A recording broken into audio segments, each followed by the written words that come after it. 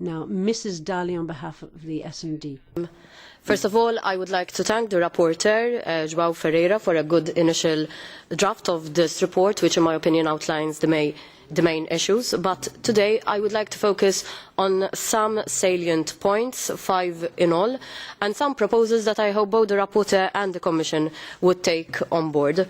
First and foremost, when we speak about the European oceans and seas, we must understand that we are speaking about something which is extremely diverse, and they vary from the depths of the Atlantic of Ireland to the depths of the Black Sea of Romania, and from the cold seas in the Arctic to the warm waters of the Mediterranean. So it is therefore essential that the European Commission does not adopt a one-size-fits-all policy. And this means that we need to start such an undertaking by dividing the European seas and oceans into zones. And each zone must have its own exigencies covered and must have its own initiatives offered for tailor-made solutions. A second point. I agree with the rapporteur when he states that the Commission's document is somewhat vague, but I think that this is our opportunity to have strong input, to formulate a strategy that can lead to positive results, because this is an area which has great untapped potential. And from our group, we will be putting amendments linking together, for example, the oceans and seas, and also energy, particularly when we speak about innovative energy, because there is a great potential there that we need to tap. A third point. The rapporteur refers to the need to identify the financing needs of the blue economy, what investment is needed and what funding is required. We agree on this, but we believe that to be able to identify this, we need the Member States to carry out a scientific analysis and quantify also the extent of their blue economy, because only after such an exercise is carried out that the aforementioned financial needs can be gauged and presented. And we need to make sure also that funds are not wasted and that projects are not replicated.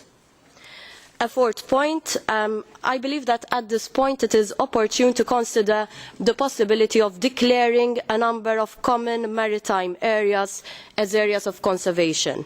And such an initiative can help pristine areas survive, and it can help overexploited areas of seabed to regenerate in a way that both can contribute to the future sustainability of our seas.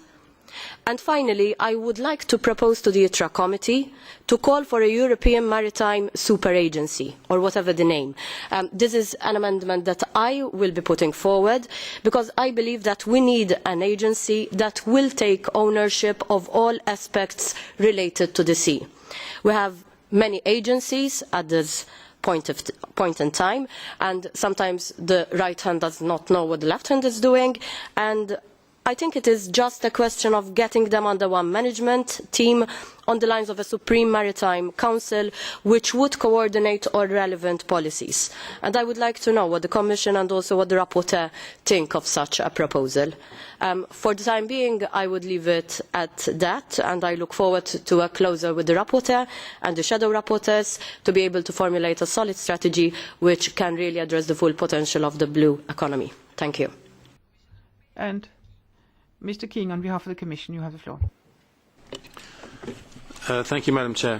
And thank you especially to the rapporteur for the report, which we read with great interest. We think it covers a number of issues which we also find very important. I would like, however, to clarify what may be a slight misconception about the scope of the blue economy communication. We didn't intend to limit it solely to seabed mining or to new sectors of the economy. We wanted it to have a much broader appeal, and we cover, I think, within the term innovation, we cover both traditional sectors of the maritime economy, such as shipping, shipbuilding, and fishing, and the newer areas of the blue economy, such as biotech or ocean energy. And I think innovation is important in all of these areas. Now, the question, of course, is how can we really determine the true size and scale of the blue economy, and how can we determine what sort of financial support is required for it. I think these are very important questions that the Commission is looking at. And also we would like to consider more fully the idea of an agency for the blue economy as has been put forward. I think this is something that we've not really considered internally. I think we will wait, of course, for the final version of the report, and then we will make our comments. Thank you very much.